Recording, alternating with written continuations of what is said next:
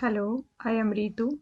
In this reflection, I will address the question: how will key approaches, theories, and frameworks assist me in holistically understanding children in my work as an early childhood teacher?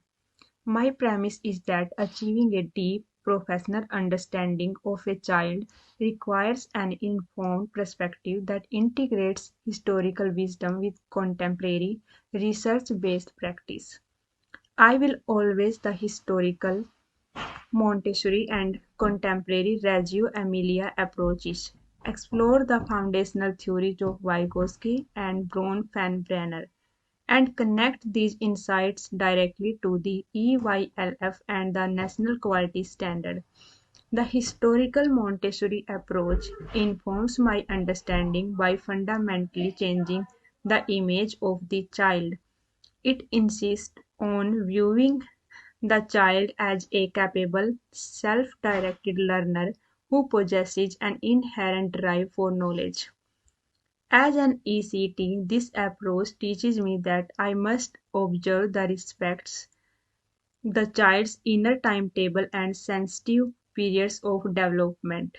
My role shifts from directing to becoming a guide or facilitator responsible for creating a prepared environment. This environment must be accessible, ordered, ordered and beautiful, specifically designed to meet the child's learning and needs and allow their inherent intellectual potential to emerge on their own. This respect is the foundation of all subsequent understanding.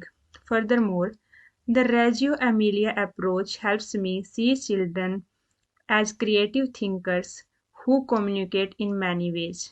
Its idea of the 100 languages of children reminds me that learning is not just about words.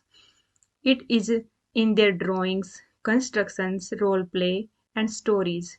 To truly understand what a child knows, I need to listen deeply, observe carefully, and make their learning visible. In my practice as an early childhood teacher, I see the environment as a third teacher and involve children in collaborative, long term projects where they are so co researchers.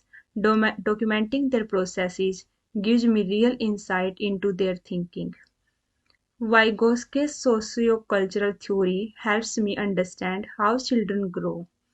The zone of proximal development shows me that I need to notice not just what a child can do alone, but what they can achieve with support from someone who is more knowledgeable.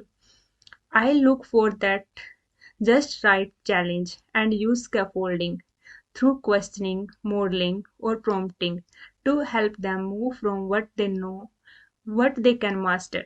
This approach guides me to respond thoughtfully to each child's needs. Braun Van Branner's ecological systems theory reminds me that children don't exist in isolation.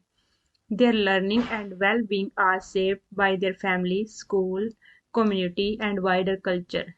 To understand a child fully, I need to communicate with families, respect their backgrounds, and consider the influences of home and culture on behavior, emotions, and learning.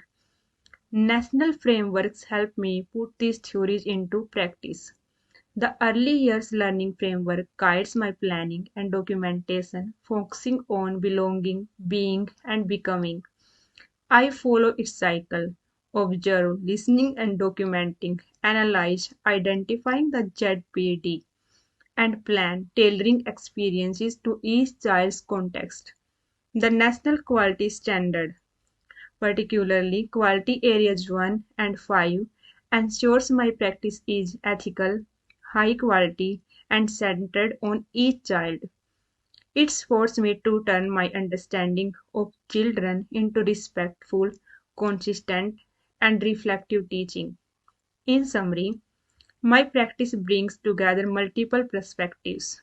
I combine the respect for children from Montessori, the documentation and curiosity of Reggio Emilia, the scaffolding of Vygotsky, and the holistic awareness of Bronfenbrenner, ensured within the EYLF and NQS. These approaches give me the tools to understand, support, and celebrate every unique child in my care.